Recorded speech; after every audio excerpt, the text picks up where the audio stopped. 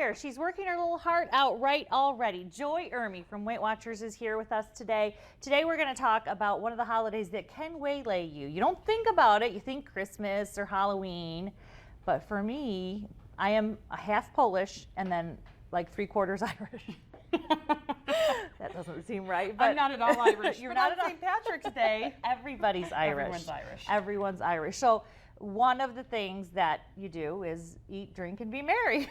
Yeah, kind of reminds us of all the other holidays and special occasions that we have. Exactly. Do you find any special occasion is one that can be dangerous for someone trying to lose weight?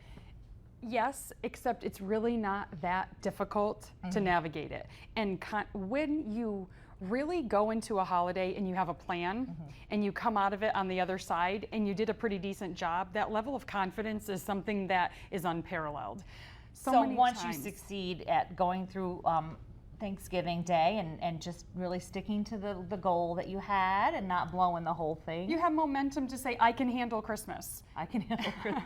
and even if you fall off a little bit, even if you did better than you thought you could do, it's still confidence. So many times, meeting after meeting, I hear people say, I never handled a week on vacation as well as I did this time. Well, what does that do for you? If I can handle vacation, if I can handle a buffet, if I can handle green beer and corned beef and cabbage, then I can handle anything. Just like having a after-school snack is a habit, not having an after-school snack is, you have the habit of success when it comes to whatever you're eating, whatever your choices are, or whatever your exercise is. Well, think of all the years, all the decades it took us to make our life what it is.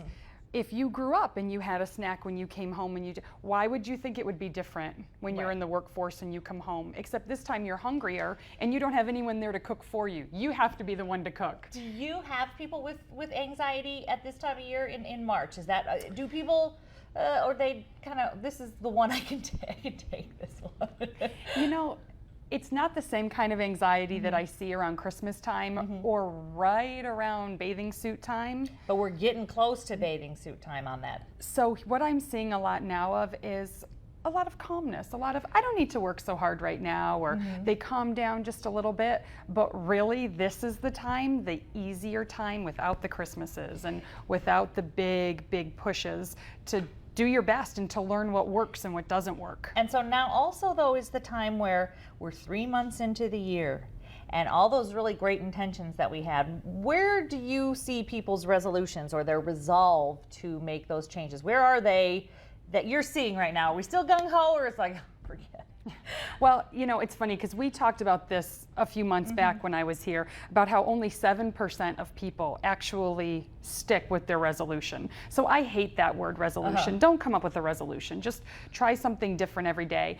But what I do see right now is people in the middle of February, they start falling off, and I see by now in the middle of March, people are hopping back on board. So it's that little February time where you're frustrated, and then now it's like, okay, I did so well in the beginning of the year. And shorts are in the store, bathing suits are in the store, sandals are in the store, and people are starting to see, they're starting to plan their vacations, and they're starting to get excited about having a reason to get healthy again. Well, that's good. So March is not a bad time. No, I think it's great. Not a bad time. And it's some days are warm enough to go out and walk and all that kind of stuff. And we need that. Yeah. We like the sunshine, and we need to get out there and get some fresh air. Get some movement. Okay, so because it is sort of St. Patrick's Day, we've got kind of a green theme with you today, and talk about what's the plan. If planning is the main issue, what are we planning on here for this particular holiday? Okay, well, where are you going? That's the first thing. Are you hosting a party? Are you going to a party? Are you going to a bar? Are you going to a restaurant? Jigs dinner? Are you okay? Yeah. So first of all, figure out what you're doing. So I am going to go to, say, a party. Well, good. Bring something. Bring a dip. Bring something that you have control over, that you know that you can indulge in, that you can have fun, that you can share with your friends, but you know is safe. Safe. My safe foods. Your Okay, safe food. so we are coming to your house. You're having a party, and I'm going to be there. What you going to make me, I'm getting Joy? it catered. Perfect. Girl after my own heart. Well, okay. First of all, I will tell you that I'll have light beer. Fantastic. I mean, we're going to have beer, and there's nothing wrong with that. And that's what people need to remember is Well, you worry so much about what you're giving up, but what you can replace it with. There's still a lot of great things. You know, let's talk about, can we talk about the Shamrock Shake for a minute? Yes, let's talk about that because you brought a really fun thing. That is one thing people look forward to is the Shamrock Shake. Yeah, and you know, we were talking beforehand and not being Irish. We said, well, what were my traditions? Well, my mom always made corned beef and cabbage a Jig's dinner every year, but really, as someone who is Polish and Italian, all I looked forward to was the Shamrock Shake. The Shamrock Shake is the American tradition. So, you know, I don't know the calories in a Shamrock Shake, but I don't, but it's a goodly sum. it is a goodly sum. All right, so we have an alternative that you brought, which I thought was fantastic. Yeah, there's a mint cookies and cream smoothie shake. Weight Watchers happens to offer this one. Okay. And it's wonderful, and it tastes just like it. My kids love it. You just put it in a blender.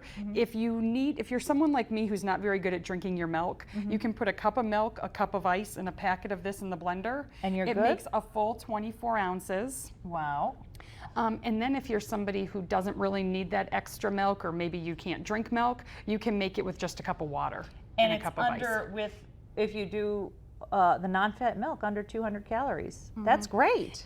But look at the protein in there. That's what keeps you full. There's fiber and protein in here. Okay, so this is something that Weight Watchers sort of has a kind of a retail front. A lot of the locations now aren't just meeting locations. They have, if you see something that like maybe we're talking about, this is something where you can buy it. Centers, where we used to call them centers, are now called stores because we're open normal retail hours. Which is great because another thing that you brought that I use, and this is the one that I have at my house, is the scale. So you can, if you're going to have the Jig's dinner, measure the amount that you're having. Well, what we're going to make today with the leftovers, I needed that because I needed to save a half a pound of my corned beef. Okay.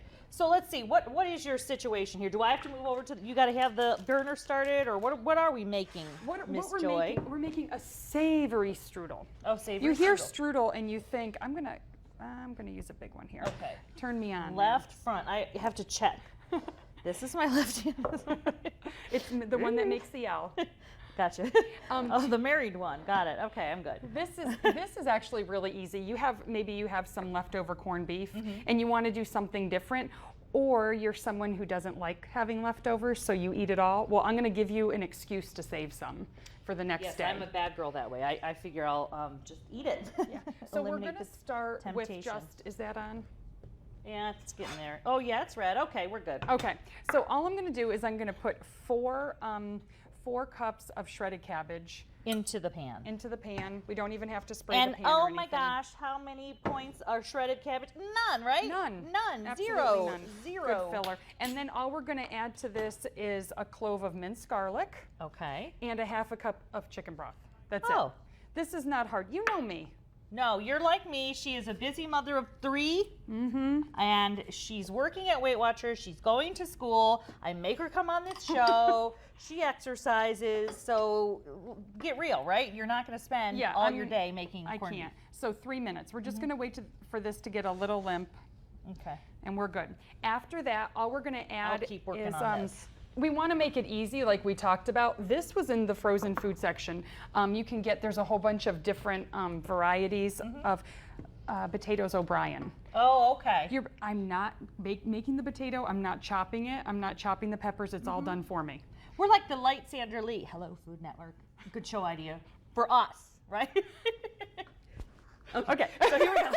We got the plug-in? Okay, good. Okay, we're good. So once that limps just a little bit, we're going to add our 2 cups of potatoes, which again, I didn't do any work. I poured it out of there.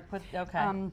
And then I'm going to add a bay leaf because we want the seasoning. The best part of the corned beef and the cabbage dinner is all that, the savoriness. So we have caraway seeds, salt, pepper, and thyme. Okay. So we're going to put that in there along with a half a pound of corned beef. And it comes out to be about 1 3/4 cups. The way that I cut it up. Okay. So we're going to put that in there. We're going to let that cook for about 5 minutes to heat up the potatoes, and we're going to get all of these seasonings in there. And then once that's all heated through, we can add our corned beef, and then in a few minutes I'll show you how we can make a strudel out of it with some phyllo dough. Okay, so what we're going to do is take a quick commercial break as this kind of warms up, and I want to tell people that the smell of it, the garlic, everything, it's starting to really smell lovely. When we come back, we're going to finish our very light Irish ideas. Stay with us.